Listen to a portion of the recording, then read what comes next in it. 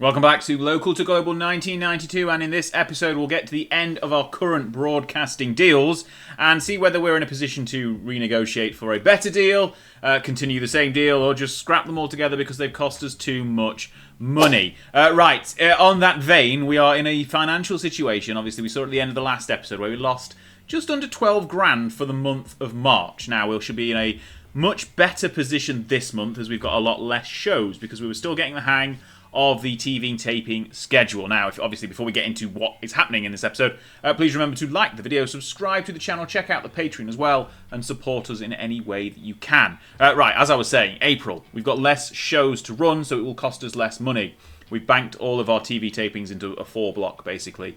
So we're going to run that now at the end of April. That will give us a financial hit, but we should hopefully be able to turn a profit in doing so. But we'll get to that after the TV taping. Now, one thing I did promise in the comments was to do a review of the title situation at the beginning of each episode. So, we'll start with our main title, the SPW Heavyweight Championship, currently held by Jeff Jarrett, with a prestige of 14. He has held it since the beginning of March, since we started getting broadcasting, so I switched it from RVD to him, because RVD wasn't quite pulling in the ratings that I think Jarrett can do, but so far we've kind of not really had much of a story or guide to do with Jarrett. It's a bit of a floundering situation at the moment, but Jarrett is a current 3-time champion. Then we've got the King of Combat, which is the Battle Royal title achievement trophy that happens every November. That's somehow got a prestige of 55. All of the titles started at 0, so when I created them game, went to the editor, set them as 0, and let's see them build naturally. That is a 10-person battle royal that happens at the King of Combat event in November. 3 times it's been held so far. Rocky King randomly won it the first time, then Malenko and Robbie V as he ascended to the title. Then we've got our Tag Team Championship, currently held by 4-time champions Booker T and Stevie Ray, the Ebony Experience. This has got a prestige of 10, and you long-term viewers will know it's cursed. So either injury or contract renegotiation, leaving, moving to Japan, moving to Canada, injury again. Lots of things happens to our tag teams. Being a bully backstage is also another one, which kind of curses us a little bit. But current situation is that Booker T and Stevie Ray are the 4-time champions, and they're holding the titles. They've got 10 prestige, which is not too bad, and they've been holding it since March as well.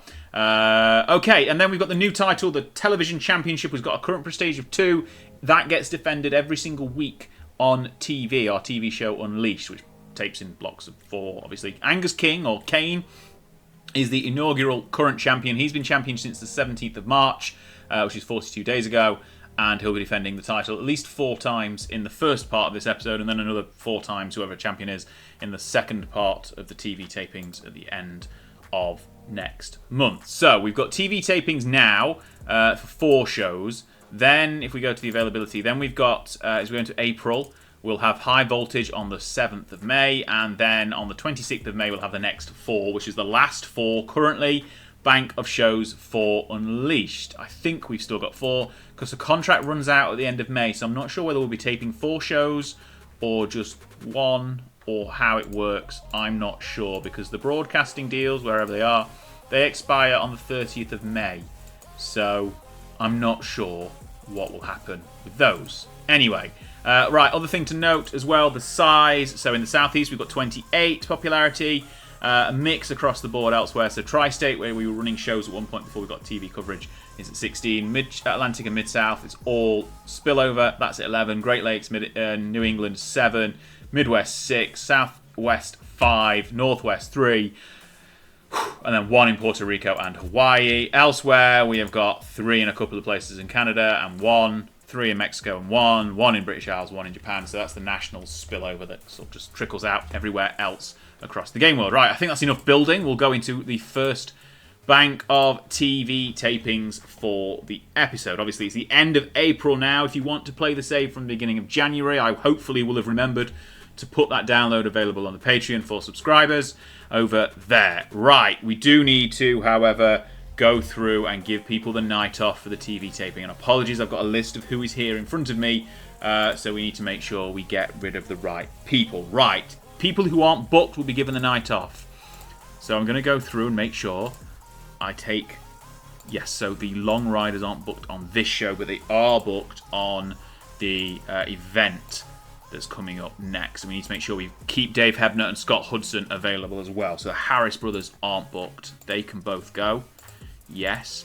Eddie Golden isn't booked. Flex Lavender, no. Right, you can see our roster as we go down as well. I'm hoping I don't make any mistakes. There's Jeff Jarrett, our champion. There's Joe Kazana, who is everyone's favourite wrestler. His finishing move is a neck breaker, by the way, now, if you haven't seen that.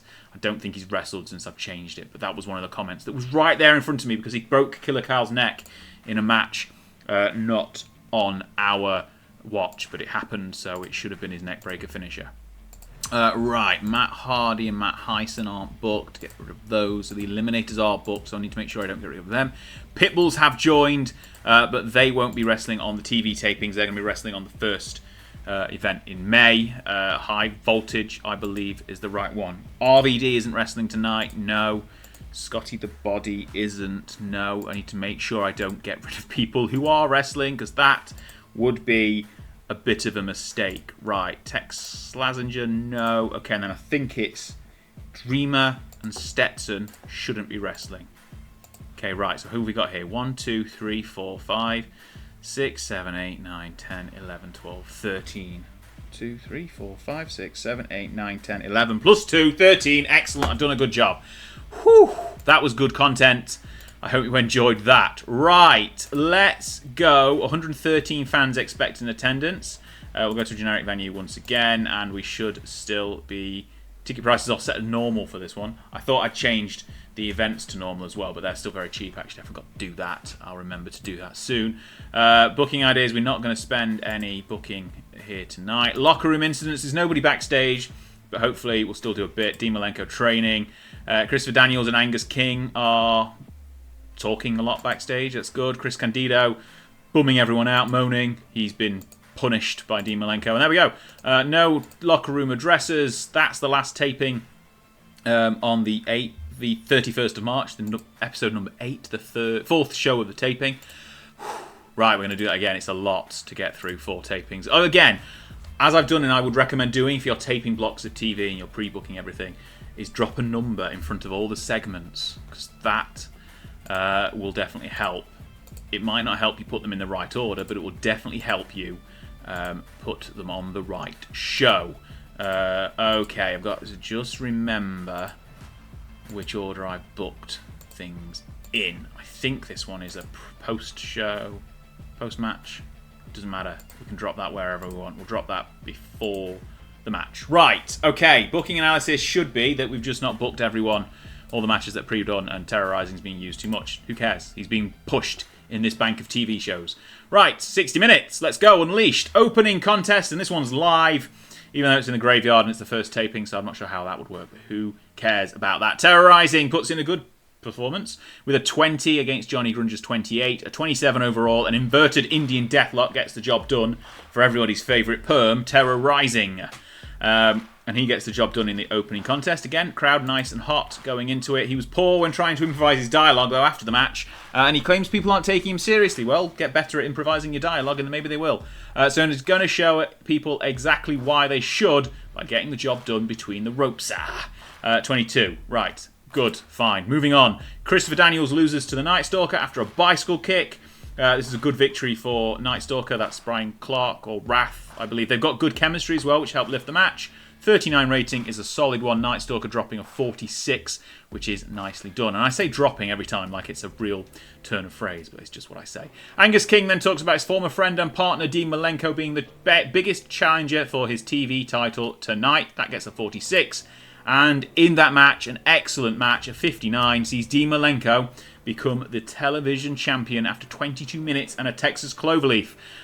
45 for Angus King, but he does the job to a 74 from Dean Malenko. 59 for the main event. And we close the show with his celebration and laying out the open challenge, which is accepted by the Night Stalker, who will clash with him next week on Unleashed. It gets a 41, which is a little bit disappointing, but then Night Stalker did a poor job trying to improvise, which Dean Malenko did well with, so he's getting better. 41 ends the show. 52 overall. He's good, nearly as good actually as the regular event at the beginning of the month. Which got 54. But popularity increased in 10 regions, so that'll be everywhere but the Southeast, because basically what happens is the Southeast will get an increase on the monthly event, but not on the TV shows. So there we go. Right, straight into show number 2, and hopefully I'll remember what we'll do with the main event. I think that one is...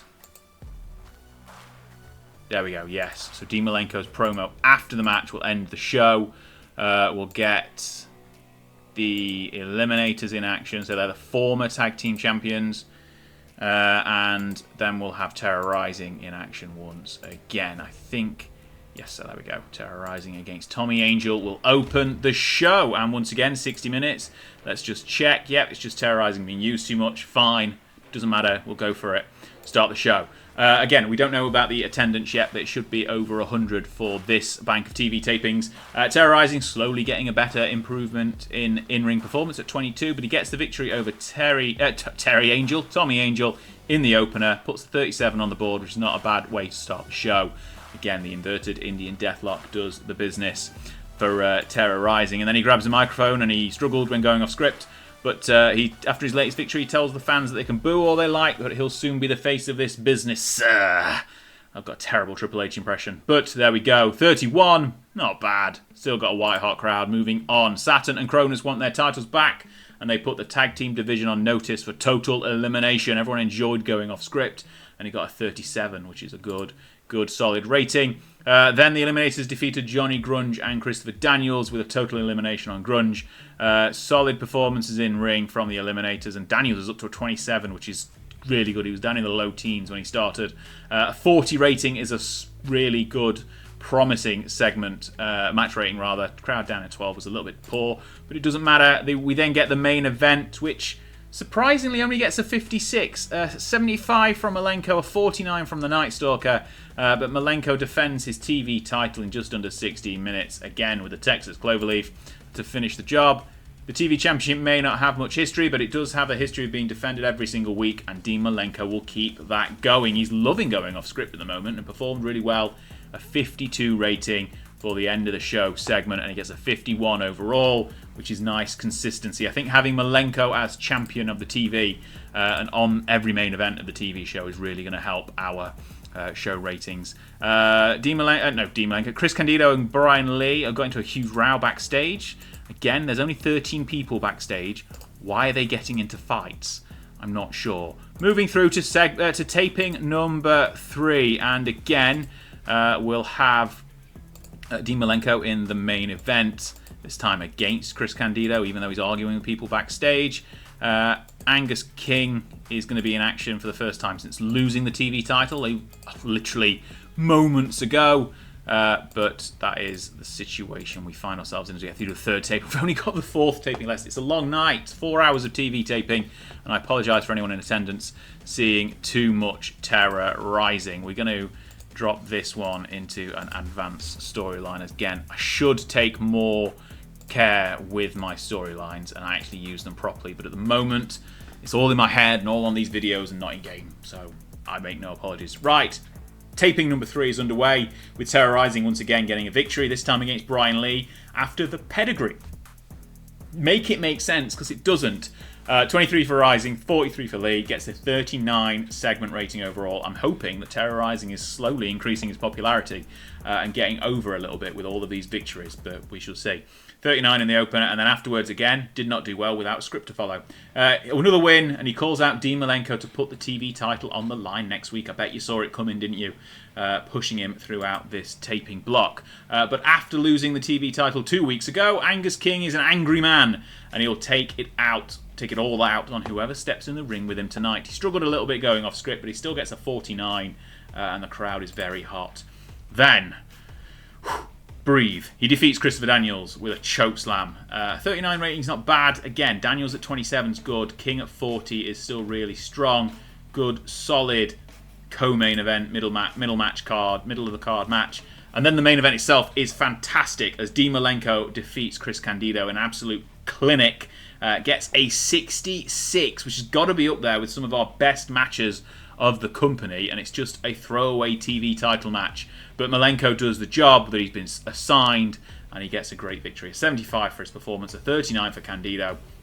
The wrestling was up there, the crowd cared as well, and he got a 66 overall. And then after the match, he failed without a script this time, but after a successful defense, he accepts the challenge from Terrorizing, and he just wants competition. He doesn't care who provides it. 48, close the show, which gets a 57, which is our best show of the month. So that hopefully will give us a chance to win the regional battle, which I'm not sure that 54 from the previous episode, the end of the show episode, end of the episode show, whatever it was called, Legacy. Will 54, I'm hoping. Anyway, locker room incidents. I'm babbling. Tommy Angel and Johnny Grunge, furious. Why? Don't know. There's not. Surely there's enough room backstage. Surely. Right, Unleashed. Final episode of the 4-block taping. Dean Malenko's put in the work for tonight. There we go. Right, we'll put the main event in. You know what's happening. We are gonna Crown Rising. That's not really what's happening, is it? And then we'll do the tag match that's happened between the Eliminators and the Legion of Death. And I can't remember which way round the angle and the match are supposed to go with Candido. There we go. It's supposed to be the way around. Right, let's go for it. Final showing of the night. Not having a match that's storytelling. Okay. This one can be storytelling. Fine. Go for it. We are good to go. We're using Chris Candido too much and using Terrorizing too much, but I don't care. Start the show. Finally, we got an attendance of 114 in the Southeast, which is nice for the money and also nice for the growth, I imagine.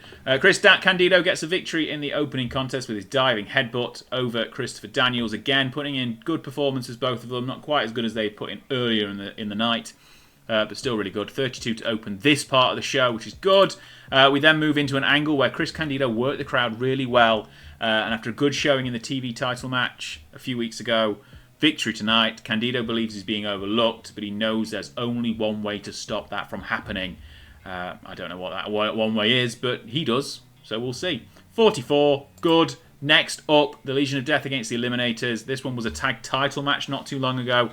But everyone puts in really good performances. John Cronus, the weak link at 37. That's not bad, really. But overall, a 49 rating as the total eliminate. No, the Death Valley Driver from Perry Saturn does the business for Brian Lee and puts the Legion of Death down, but not for long, because the bell might have sounded, but they aren't done. The 4 men brawl around ringside and wow the fans in attendance with a 46. Maybe not that wowed. But we're getting into our final part of the taping block. Right. 3 weeks' time this is airing, by the way, so it's in the middle of May. Terrorizing's in confident mood ahead of his match with Dean Malenko. He's going to leave here tonight as a TV champion, and there's nothing anyone can do about it, apart from Dean Malenko, who can beat him with a 61. That's not bad either. Terrorizing taps out or submits to the Texas Cloverleaf. He gets a 26, which is not too bad. 74 for Malenko again, consistent. Third defense of the TV title. Puts in a really good, strong showing. He's definitely going to be used as TV champion for as long as we can and get as many matches out of him as possible. 61 closes the show, gets a 52 overall. Terrorizing we used far too much. Chris Candido was slightly overused, but popularity increased in every region. Finance-wise, we only lost $4,000, which I think gets us to net zero for the month. Just about, we shall see. Popularity recap everywhere doesn't quite go up, which is a little bit annoying, but, you know. What we're going to do. So the whole point of having broadcasting is to, grow. That's what that means in sign language. Right, what we'll do is we'll just go through to the next show, High Voltage, and we'll cut to that in a second, and then at the end of the month of May, we'll do the final block of TV tapings. I'm not sure how many. Oh, Brett Colt's handed in his notice. Fantastic. So you wait until your tag team partner comes back to then hand in your notice. Okay, right, so that means we're going to have to change their return match, by the way. So they were going to win their return match, they're now going to lose it. Unleashed viewers, 6-3, 6-3, 6-2 for the take ones, 6-9. That's a shame, I thought we were just going to get to 7,000 viewers for Unleashed. But then Brett Colt's handed in his notice, so we'll delete all there and go to the next show, which will happen in a few days' time. 8 days' time, in fact. Right, I just want to check something for Terrorizing, see if its popularity's increased. Yes, it has. Look at that. It's gone from 4411, like literally what? The tri-state was at 10. And now look, if we put them there next to each other. 4 to 15, 1 to 13, 1 to 17. No, 6 to 17, 10 to 20. Yeah, he's grown nicely from that little push there. Dean Malenko, obviously, TV champion. He's growing as well. There, let's put them side by side. Slowly ticking up with his victories on TV, helping out. Right, what we'll do is obviously go to May. Right, High Voltage in 8 days. There we go. Okay then, let's go in through the next few things. So battles, regional battles wise, we finished second. That's the tri-state. We finished second to a 60 from USWA, which is a little bit disappointing. But still pretty good. And what I did want to actually do before we go anywhere is ticket prices. Ticket prices are still very cheap for events. We're going to make them cheap. We're not going to make them normal. In fact, hang on. There we go. Should we make our TV cheap as well? Let's just do that as well. Oh, why not? Finance-wise, we only lost $559 for the month of April, which is much better than March. So having 4 TVs back-to-back on one night is better, clearly. Still spent a load of money on workers, though, which is to be expected, really. Show costs are back to a sensible level. Production costs, again, sensible level compared to what they were the previous month. So that's fine. We can handle that. That's okay. Sponsorship, again, raising it up. 7,500 for the last month, which is good. But we do need to have a look at our broadcasting deals and see if we can negotiate them and get them for longer. Now, if we look at other broadcasters, we're not in a position right now to go to anyone with better coverage than the syndication deal we've currently got. So we're going to negotiate and extend the deal for events so far. They're not willing to give us a deal that long, okay? 6 months they are happy to give us a deal with for. Can we get a better time slot without giving money? No. Okay, so 100% revenue split to the company again. Purpose is just for normal shows. Graveyard will have to do for the next 6 months. By the time we get to the end of that 6 months, hopefully we're in a position to get a better deal, essentially. It's running out at the end of the month. We'd just extend it from here rather than it's an extension. So any deal that replaces the existing deal immediately. Right, 6 months is fine. All the money to us is fine. Graveyard less so, but we'll go with it. Right, and when we come to renegotiate in November, I think, is that right? Hang on. What have they just extended now? This is the 1st of May 1996. Okay, have we extended for a year? I didn't think we'd extended for a year. Oh well, let's... That's not the button I thought we pressed. Extend deal for Unleashed. We don't want a year. They don't want to offer us a deal that long. They're only willing to give us another 3 months. Okay, and if we're staying in the graveyard, they don't want to extend it without us costing money. So go graveyard, 3 months. Proposed deal. It's going to replace. Yeah, okay. Continue. Yes. That's gone to November, so I'm confused. That's added 6 months on. Why is that added 6 months on? And that's added a year on. Did you not just see what I did? I said 6 months and then 3 months, and it's added a year and 6 months. Oh, I don't know. Right, fine. That means, if we look at our availability, we've got scheduled Unleashed again at the end of each month now. And that's going to happen all the way until we get to October. So October will be the final month of TV tapings on the current deal. So when I said at the beginning of the episode we'll get to the end of our broadcasting deal, I meant the one that's just been extended. So we'll do High Voltage and potentially we'll get through Unleashed and Doomsday. So that should take us to the end of the existing deal. I don't think we're going to do this block of TV taping here. But, I mean... let's just go into High Voltage now anyway. Right, as we go into the show, let's just check. We're on 28. Hopefully we get a nice big boost from this and get to 30. But we'll see. If we move up to small in the next few months, that'd be great. It's unlikely to happen, but we shall see. Right, we've now set our ticket pricing to cheap, which is more than it has been. But Let's see what we get. We can expect 438 fans in attendance, which is more than last time, despite the more expensive tickets, which is good. Right, generic venue. Yes, that's what we want. Okay, broadcasters. We want the syndication deal to be added in. Use that selection. Yes, excellent. Booking team meeting. We probably ought to do something here. We go for a creative finish. Have we got some stored ideas? Near certainty we need to use some stored ideas, don't we? Got a character idea that we need to use and a couple of finishers. Right, we'll do those. We'll add those in tonight, I think. So we haven't done them yet. Locker room incidents. Dean Malenko does training. Johnny Grunge and Kit Montana, who's back, by the way. Kit Montana's back. Huge row, excellent. Terrorizing, failed to pick up his share of a rental car tab. Dean Malenko was not happy about it. And that's it. Not addressing the locker room. It never works. Okay, right, we've got some stuff planned for tonight, but before we do that, let's go and give Joe Kazana, as we mentioned, that creative idea. Let's see if it's a big gamble, but see if it works. Let's deploy it, and it was a success. Excellent. He's now got warm momentum again. Excellent. He's still annoyed because he's had a couple that haven't worked, but that one has worked. We just keep giving it to him, so why not? Right, we'll go into tonight's show and drop some pre-bookings in there. We've just got a few matches. It's kind of a bit of an... I'm not sure what to do with this show so far. We've got Jeff Jarrett. We'll give that one a creative finish as well. Why not? Creative finish.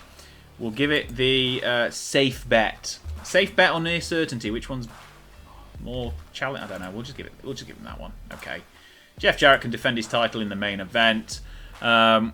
We did want to actually do something. So we've got RVD here. No, we'll drop the Scotty the Body match in second to last, and then the Raven match here, and then the tag match, which we want to change actually because Brett Colt handed his notice in, so we want Brett Colt to lose. And we'll give the victory to Pitbull number 2. Why not? Excellent.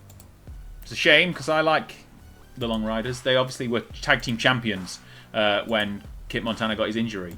So a little bit annoyed that Brett Colt's now handing his notice in, but we haven't really had a chance to do much with him for a year. So who knows what position they could have been in without the injury. High Voltage is here. We need to sort of figure out what we're doing with these monthly shows now. We've got TV as well. So the TV blocks I think are working nicely in that we build a few people up and have them face the TV champion in the main event each week and sort of move forward with a few things. But we kind of need to know what we're doing with Jarrett, Raven, RVD. The kind of people who aren't on the TV. Maybe we'll just have to put them on TV. Maybe that's what we'll do. Right, let's start the show anyway. High Voltage, 436 in attendance, which is excellent. And we start the show with Kit Montana being finally back. He's reunited with Brett Colt, but before they can get down to business, the debuting Pitbulls rush the ring, and our opening contest is underway. Brett Colt did poor job when trying to improvise his dialogue. Good. 32. I'm no fan of him now. He's leaving. Kit Montana's rusty as he's had a year out, but the Long Riders lose to the Pitbulls. So a great first debut victory for the Pitbulls, who obviously are defeating former tag team champions. Brett Colt goes down to a super bomb, and it's a 41. Great start to the show. We move on as RVD beats Tex Slazenger with a 49 in 13 minutes. Both guys putting in strong performances. RVD at 56. I'm a little bit annoyed at myself for taking the title off RVD because, you know, I think he could have done well, but we just put it on Jarrett because that's the kind of thing that happens when you get a TV deal. Jarrett becomes your champion. Did you not watch TNA? Anyway, Scotty the Body defeats Johnny Grunge with a pile driver in 10 minutes. Gets a 41, but then after the match, this is the interesting point. He sounds down and out despite the victory. He's lost his way. He feels like a nobody. The next time you see him, you won't even recognise what you're looking at anymore. He gets a 51, and he improvised well throughout the segment, but we're going to use the next bank of TV tapings to transform Scotty the Body into somebody else. It's Raven.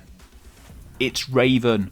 Sorry, 51 for the segment there. Nicely done. And then in the main event, Jeff Jarrett gets a good victory over Eddie Golden, a 57. Makes his second defence of the title, and we're not really sure what to do with the heavyweight title right now, but we will make something up going forward. 61 for Jarrett, 30 for Eddie Golden. Good, strong performance from the champion. Close the show. He only gets a 52, which is a shame, but I think it's kind of at around our level currently.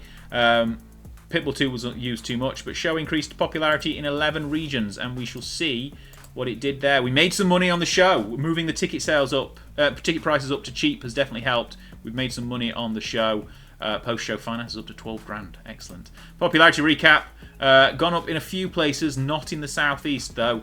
Mid-Atlantic and Mid-South get to 12. Puerto Rico and Hawaii get to 2. Slowly but surely we're ticking up everywhere, which is a slow old chug through. But that's the situation we are in. So I believe the next TV taping is at the end of May. We'll cover that one. And that's where we're going to do something with Scotty the Body and transforming into Raven. I'm not quite sure how we're going to do it, but it's going to be through a lot of segments and then some matches, obviously. Eddie Golden's contract is ending. I'm not sure we're going to retain him. He's just lost against Jarrett there. We don't really use him for anything. He just kind of puts people over. Maybe we'll just give him another 6 months. We've done quite a few extensions recently, so they should start ticking in as well over the next few days. Jeff Hardy's been hired by the law on a handshake deal. Not quite 7,000 watched High Voltage, which is a shame. Still getting there. Not quite the highest we've been. If we look at our top events, no, top viewership, there we go. So Unleashed, episode 9, which was the last bank of TV, I think, because it wasn't taped. That's the highest. Legacy up there, and High Voltage just behind Legacy.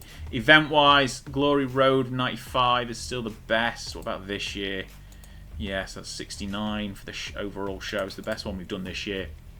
Matches, RVD and Jeff Jarrett, and then that random Malenko Candido match got a 66 as the top 2 matches of the year so far, but it's not quite breaking into the top 5 overall of all time. Attendance-wise, that 436 is definitely the best, and TV ratings and viewerships are as we've just looked at. Right, let's go through to the end of the month. We've got TV taping in 18 days.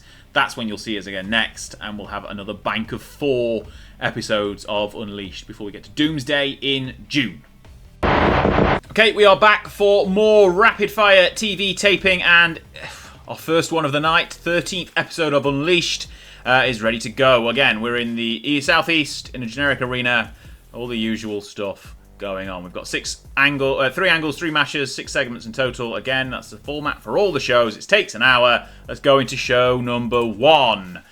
And it kicks off with the Texas Outlaws. That's Shanghai Pierce and Tex Slazenger getting the victory over Joe Kazana and Johnny Grunge. Grunge was the weak link. Struggled to keep up, but it was Kazana, the golden boy, who lost to the Outlaw Drop. Everyone put in a pretty good performance, really, apart from Grunge, as mentioned. High 40s for Slazenger, low 40s for Shanghai, and 39 for Kazana. That's all good. A 46 segment rating is a strong start to the show. And now we've got Dean Malenko as our TV champion in the main event every week. I've got high hopes that we'll get some really good ratings out of these shows and hopefully grow some as well.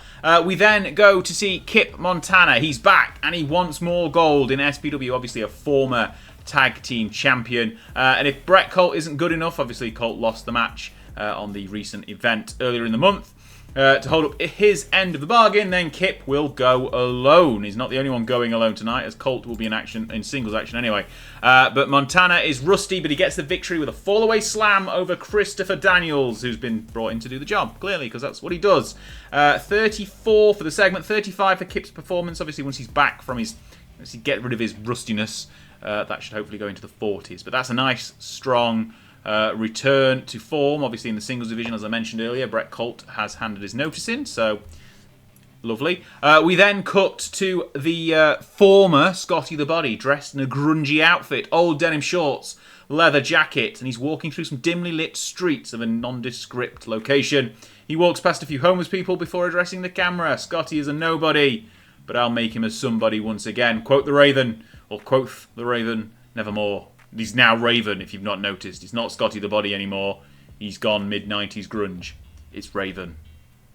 Changed. 47 for the angle, and we'll keep those vignettes and matches coming throughout the rest of this TV taping.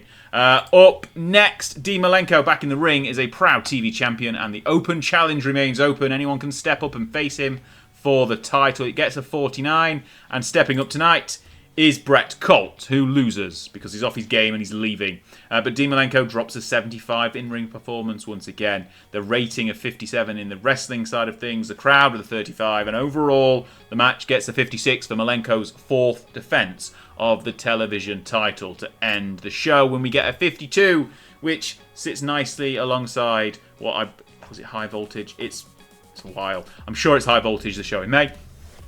Sits nicely alongside the rating for High Voltage, and we get an increase in 11 regions, which we will see properly when we go through. Locker room wise, Kazan has been hanging around with Christopher Daniels and started to have an influence. Nice. It's professional, so that works out well. We're not going to do a locker room address. Why would we?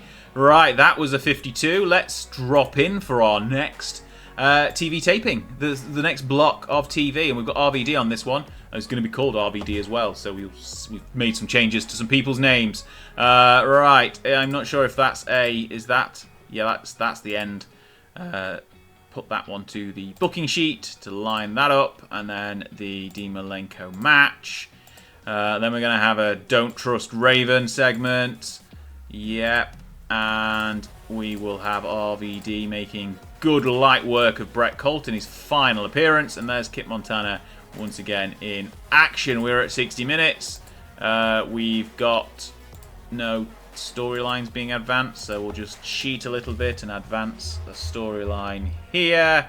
Yeah, sorry, I know I should do better storylines and actually use the feature properly, but I don't. Start the show. We kick off with Kip Montana getting another victory. This one's a 35. His in-ring performance was a 34. Joe Kazana with a 40. Back to his best. The ring rust on Montana will get gone soon, but a leg drop bulldog, the Famasso in a different name, gets the job done. Poor Kip. Poor Joe Kazana, sorry. But he has to do the job. Right, next up, we see Robbie V. He's heard that there's some name changes happening around these parts, so he announces that his name is actually Rob Van Dam. And he's heading back to the heavyweight title. He didn't do very well without a script to follow, but he still gets the 37, which is okay. The crowd, white hot still. And now he's RVD, Rob Van Dam. So instead of me calling him that, and his name actually being Robbie V, it's fully changed. And he puts in a strong performance, gets a 56 in-ring rating, but it does not overall match rating get anywhere close to anything Dean Malenko does. A 46 is good, but it ain't great. Next up, Raven is seen walking the same streets as last week, and he stops in front of two homeless men and tells them that they just need to submit to him, and he'll take them all the way to the top. The men take a second and accept his proposals. They turn to grab their belongings, but Raven decks them both and drops them with a DDT each on the concrete. Never trust me. Quote the Raven. Or quote the Raven. I don't know which one it is, but I'm trying to build Raven up as a sort of master manipulator scumbag, I guess. Cult leader, maybe. Who knows? 59. Good. Move on. Exceptional match. Dean Malenko defeats Shanghai Pierce. We're putting on bangers for the TV title. Deserved better colour commentary, which is easy enough for me to say. Dean Malenko with a 75 again. Shanghai gets a 47. Overall, the match gets a 62. Excellent stuff. Number 5 defence of the TV title. And Malenko says keep lining the challenges up and he'll knock them down. The TV championship is not leaving his hands. Close the show with a 47. Overall, a 57. Not quite enough to win us the regional battle. I think we need a 59. I'm not sure, but I think we do. But there we go. Another strong TV taping. Next up, locker room incidents. None of them. Excellent. That's what I like to see. Right, we're taping this one 2 weeks in advance. It's episode number 3 of the evening. They just keep rolling. They really do. Right, as always, Malenko in the main event because that is what's best for business. Clearly is. Right, we want to drop in the RVD angle there, the RVD match there, and then we'll do the Raven match. So Raven, after a couple of weeks of new vignettes, has built up, and then he has a promo, and then he has a match. So there we go. We are not advancing a storyline again. I mean, just we're always advancing storylines. It's part of the show. Just let us advance them. Move on. Why are you asking? Next. 60 minutes gone. Let's go. Right, another man. Raven talks about how everyone needs to make a sacrifice for the greater good. Tonight he chose Johnny Grunge to make his sacrifice in the form of a DDT. Raven was superb without script.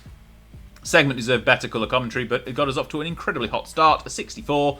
Excellent. Goes into his match and he's back in the ring. Not quite as good as he could have been. He still has that hot new move though. Apparently it's a pile driver, not a DDT, because I forgot to change his moveset. But ignore that. 42 rating for the match. Johnny Grunge doing the JOB. Not particularly great performance from him, only a 28. But next up, RVD faces Shanghai. And they both put in solid effort. 61 for RVD, 51 for the match overall. Not as good, again, as Malenko, but still cracking effort from RVD. And he's got a new picture as well. I don't know if I mentioned that earlier. Terrible without script, though, never mind. With another victory, he sets out his case for a title shot at Jeff Jarrett for the heavyweight title. And he sends out a challenge for Immortals, which is the July show, I think. Because when this is airing, it's after the June show, I think. Anyway, 39. Not great, but good enough. And then Malenko faces Tex Slazenger and gets a 61. Slazenger was off his game. And the match deserved better colour commentary again. But I'm not paying more than $300 a month. A show, rather, like I am for Scott Hudson, for a better commentator. So there you go. Malenko does the business. And after the match, once again, retains his title, keeps the request up for more competition. And as seen over the last 2 weeks, when a tag team has faced him, anyone can step up and face him for the title. That's the point of an open challenge. I didn't do that well without a script this time, but that's a 43 still. Closes the show, 57. Excellent, once again. And then finally, the final... I thought that was Bradshaw's picture. And I was like, what is Bradshaw doing backstage? He shouldn't be here. Kit Montana hanging out with Christopher Daniels. They're getting close. RVD and Raven have been separated after a heated argument. Their animosity on screen is going off screen, apparently.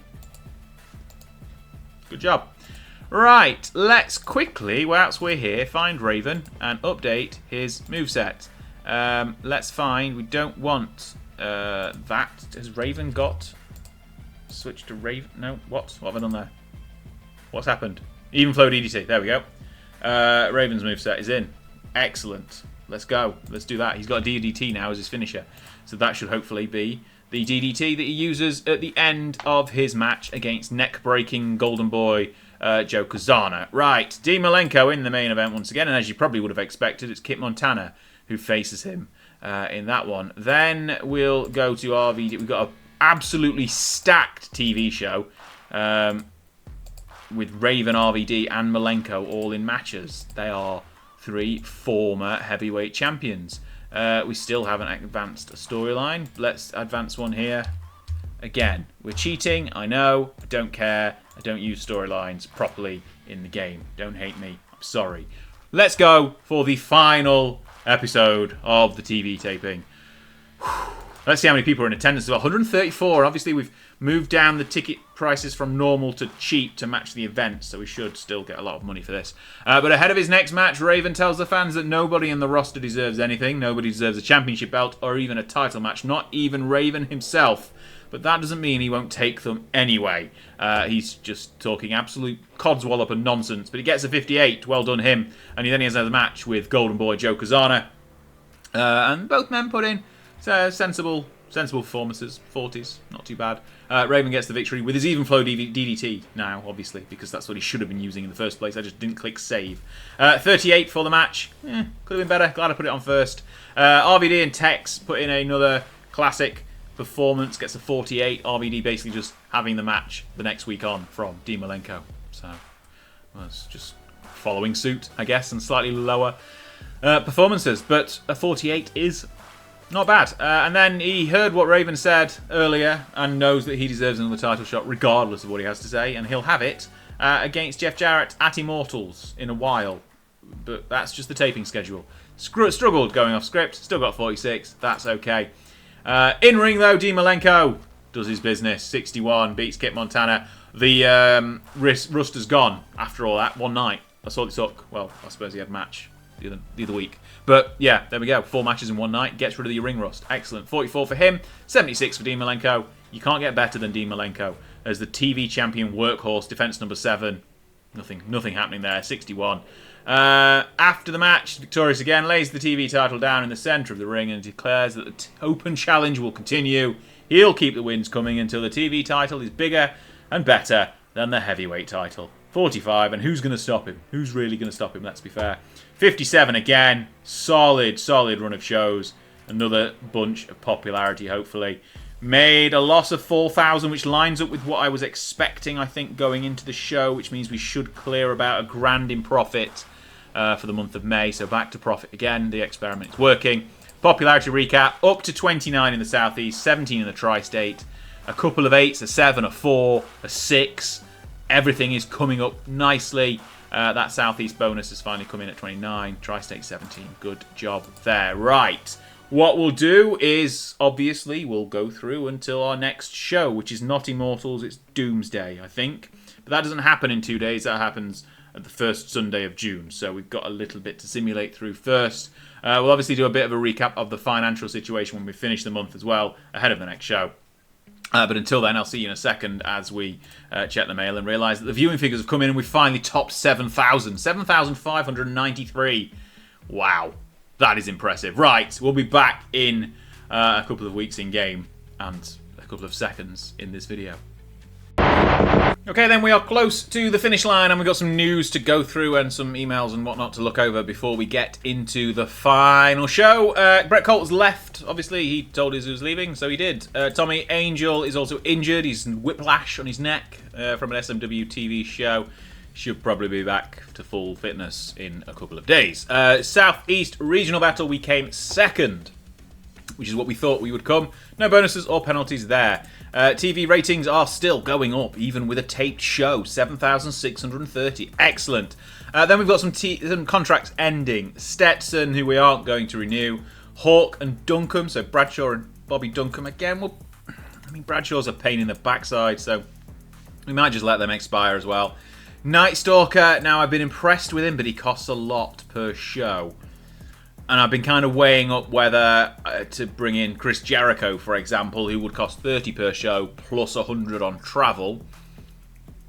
I mean, it's not far off there, and if you... I mean, we'll go through his contract in a second, but I think we're paying Brian Clark travel anyway, so... I mean, I could just bring in Jericho. I've kind of been toing and froing with the idea. Matt Hyson's left, and then Flex Lavender, he's just kind of... His contract's done. That's... He was a television champion, or still is the television champion at IWCCW, but he's not really done much here. He just sort of appeared a few times, had a great match with Dean Malenko, but who doesn't really? So we're just going to let him go as well. And Chris Canyon's probably going to be gone, so we'll do that as well. Let's just go and have a look now at our shortlist of, if I can find my shortlist. That's not the page for my shortlist, is it? Here it is, shortlist there. We could probably sign a few of these guys now. Like, how much would you want, if we want to... Yeah, we could just get Adam Impact, maybe. How much would he want? Whoa, hang on. Where's the right button? Negotiate. He'd want 30 per show plus 100 travel. That's... Yeah. Oh, we're on the wrong page. Hang on. Let's go to the right page here. So we want to be looking at workers, and then we just want to have on the shortlist where can I shortlisted? Yes, to hire. Yes, there we go. Right, that's better. So it actually tells us the estimated cost. So that's good. Right, $30 per show plus 100 because he's coming from Canada, so 130. Yes, that's okay. Al Snow is a similar sort of thing. He's in Canada. Billy Kidman, we wouldn't be paying as much, but he's in the Northwest, so we still would be paying him something. Not bothered about these guys. He's not interested in joining us. And there's Jericho. I'm very tempted to sign Jericho, honestly. Eddie Guerrero would probably cost too much. 70 plus 100 to bring him in. He would be good, though. If we look, though, he's going to be really good. And he's got some great popularity already in the South. Maybe we do bring Eddie Guerrero in. Maybe we bring him in for a 6-month run. I'm tempted, to be honest. There's Rikishi. He's going to cost far too much, and he's in Mexico as well. Hoovy, he's for some reason in the UK. I'm not sure why he's in the UK. He doesn't, has he worked? He did, yeah, okay, so he has worked on tour in the UK several times. He needs to get himself back over to a more hospitable planet. I'm based in the UK, so I can say that's fine. But he's in the north, more northern than I am. Yokozuna, again, in Mexico, too much money. Lance Storm wants 50. Is he tag champion with Chris Jericho? Yeah, he is. Jericho's tag champion twice. Who's he champion with? Jeff Gaylord and Lance Storm. Okay, fine. Lance Scud, Mabel, we're not bothered about him anymore. Mike Barton's just left. He's not going to want to come back. Psychosis, again, 30 and coming from Mexico. He'll be a good addition. Rey Mysterio. We've got some people we could bring in. I mean, Rocco Rocks, we got rid of him because he's moved to Canada. but he was not going to be as good as Sean Waltman as well. Remember when the Lightning Kid was with us? It was a long time ago. Stephen Regal again. He's in England. He's going to be costing too much money. And there's Vampire Warrior Gangrel. Right, so I think we're going to be a little bit daft here. We're going to bring in Eddie Guerrero. He's currently unemployed, so he might even, if we bring him over, he might even want to move over. So we'll do that. Eddie Guerrero is going to be a great addition to the roster, says Dean Malenko. Right, we'll bring him in for 6 months. Obviously, we're going to pay his travel because he will want it covered. For $70 per show. Put him on a couple of TV tapings, see how good he goes. He'll definitely have a match with Dean Malenko. That's for sure. Obviously, he's not going to be on the show we're about to run because that's too close. Then, Ray wants 30 and he'll come in. He's currently unemployed as well. He has got not much popularity, but he's going to be really, really good. So we'll bring him in again for 6 months. Give him a little run, see how he goes. We've also got Psychosis, Hoovy. They're wanting, and then Jericho. I think we're going to have to bring Jericho in as well, aren't we? Let's bring Jericho in. We're pushing the boat out in this episode. We're going to get international signings coming in for our next set of shows. Right. Let's go into the actual show we are going to be booking, which is called something. It's called Doomsday. Okay, so we're going to bring in some international talent. We're going to have an international incident in our next episode. Make sure you are subscribed so you don't miss it. But tonight, it is time for Doomsday. And I should have done that little bit of a don't forget to subscribe when you won't miss the international incident that's coming during the loading screen. That's what I should have done. But it's Doomsday with the skull logo. And obviously, we're not going to go to a middle school gym. That's how many people? 521 people.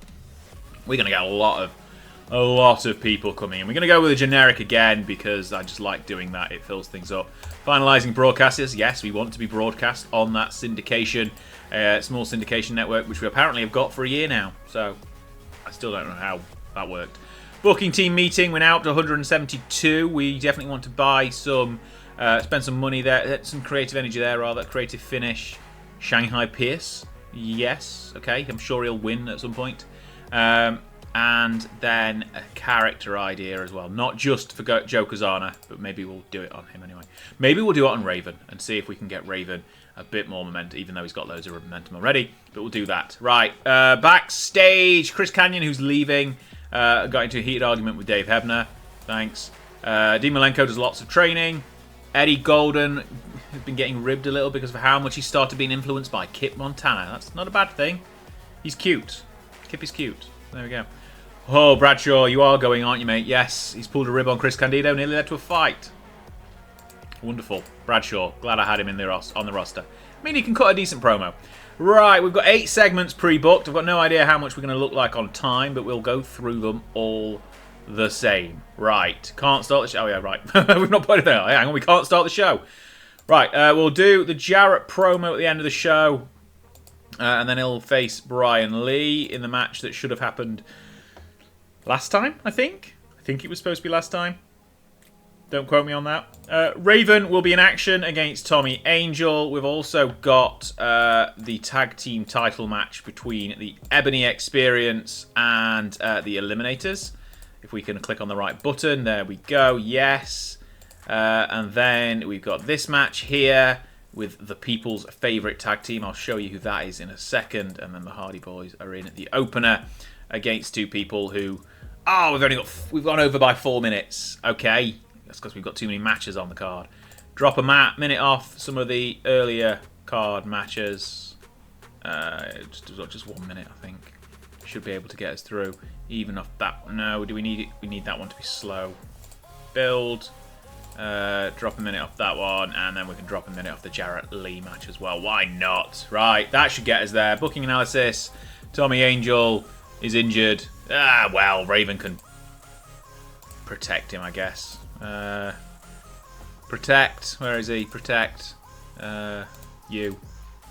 No, let's just keep it simple, because he's injured. There we go. Keep it simple. There we go. Excellent. Job done. That'll work. Right, let's go. 517 fans in attendance. That's going to be a lot of money coming. I forgot to do the money check, the finance check. That's silly of me. I don't even know how much, whether we made any money last month.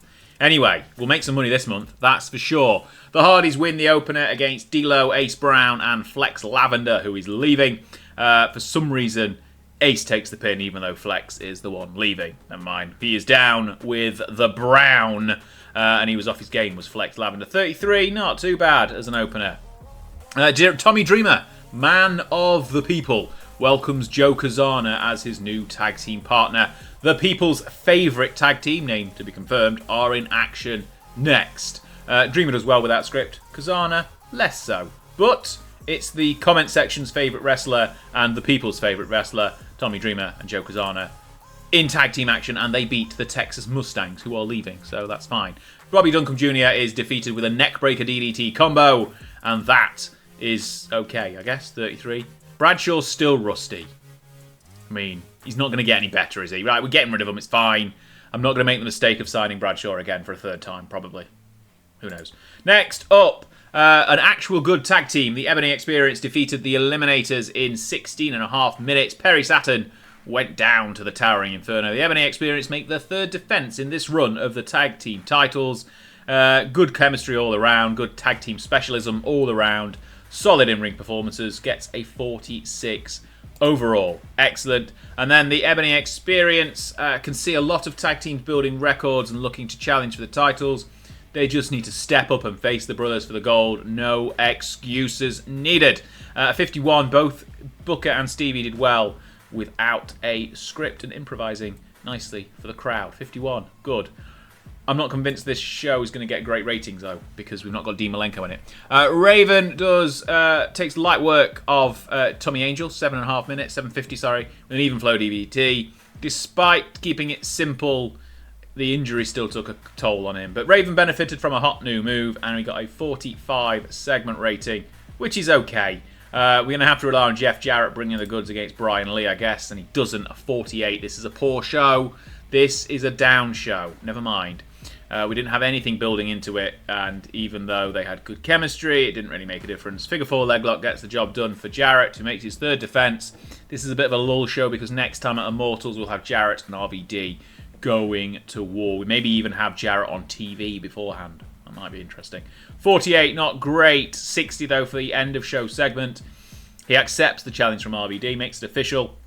Current champion will face former champion, and as I said, they'll go to war. Jarrett worked the crowd well, used his freedom to improvise to his advantage, and drops a nice 60. A 48 overall rating is a little bit disappointing. We should still increase our popularity in every region, but that is a little bit on the disappointing side. Injuries, nothing to report. Finance-wise, made a nice healthy profit. Those ticket sales doing big business for us there. Hopefully we'll have got our popularity up to 30, which we have. Excellent. So keeping going. Nowhere else has gone up, but that 30 is, we're getting ever so close to getting to small. 35, I think, is what we need to get to small, which hopefully over the next couple of episodes at some point towards the end of the year. So before we get to the end of the year, hopefully we'll get to small size. That's the target, I guess, from here.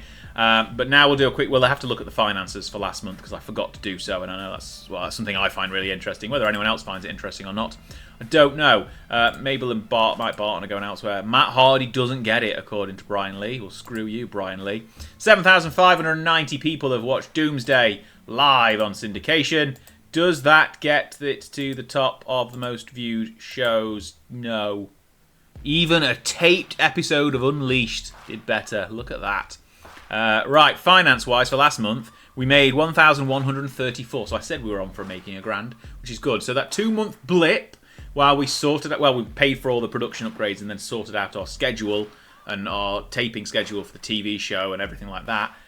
Apart from those 2 blips, or only 1 blip really, we're back to making profit. It's kind of the same sort of profit we're making this time last year. So over the summer of '94, we started making about $1,000 a month, and that quickly turned to 2. And then by January, made 5, which was ridiculous. I don't know what happened there. But if we keep on this track, we'll start making hand over fist, essentially. The sponsorship is now going to be up to $9,000 for the month, which is fantastic. Ticket sales are high. I mean, we made $5,000 on just one show. We've obviously got the TV taping to go through as well, which will make us another $1,000 on ticket sales. Merchandise is doing well. Costs are coming in nicely as well. If we can keep the worker cost below $3,000 for the month, including like the 4 TV tapings. That's really good. Anyway, okay, what we'll do now is we'll end the episode here. This is our size, just to put that into context a bit more. Yeah, it's 35 we need to get to small in the southeast. But that'll be it for today's episode. Next time out, obviously we'll have another speed run of some TV tapings. We're going to try and bring in those international wrestlers. So Eddie Guerrero, Rey Mysterio, Chris Jericho. We're really starting to look like prime ECW with some of the talent we're bringing onto these shows. Hopefully we can get some of them. So Ray and Eddie don't work anywhere else. We might be able to convince them to move to the US when they sign with us. They probably won't, but it's worth asking the question regardless. We'll do that, hopefully, and then by the time we get to the next episode when we start doing the TV taping, we'll start introducing these, and hopefully they'll be worth the money being spent on them. Championship-wise, similar situation to before. Jarrett's still heavyweight champion. Tag team champions are still the Ebony Experience. Both of those reigns going on for 92 days now. And Dean Malenko, if you haven't seen, is the TV champion. And he's had it for 38 days and he's defended it 7 times already, which is ridiculous. So there we go. Right, thanks a lot for watching. Make sure you are subscribed, like the video, check out the other playlists. So the WCW 2000 playlist, this playlist as well if you aren't watching the playlist and you're just jumping into some random episodes. Feel free to do that, but that's fine. Go and watch the playlist as well. So just watch videos you've already seen. Do it twice. Thanks again. My name's Anders. If I haven't said that all, I don't know if I did, but it's been a while. Have a lovely day. See you again soon.